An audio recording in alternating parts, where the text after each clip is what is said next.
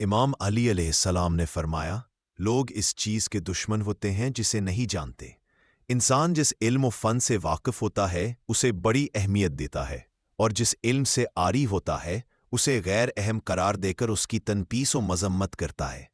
وجہ یہ ہے کہ وہ یہ دیکھتا ہے کہ جس محفل میں اس علم و فن پر گفتگو ہوتی ہے اسے ناقابل اعتنا سمجھ کر نظر انداز کر دیا جاتا ہے، جس سے وہ ایک طرح کی سبکی محسوس کرتا ہے، اور یہ سبکی اس کے لیے اذیت کا باعث ہوتی ہے، اور انسان جس چیز سے بھی اذیت محسوس کرے گا اس سے طبعاً نفرت کرے گا اور اس سے بغض رکھے گا۔ چنانچہ افلاطون سے دریافت کیا گیا کہ کیا وجہ ہے کہ نہ جاننے والا جاننے والے سے بغض رکھتا ہے مگر جاننے والا نہ جاننے والے سے بغض و عناد نہیں رکھتا؟ اس نے کہا کہ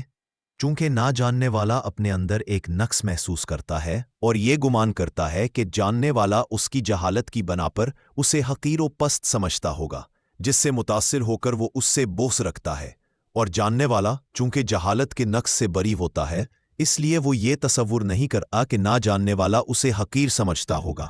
لیے کوئی وجہ نہیں ہوتی کہ وہ اس سے بغض رکھے۔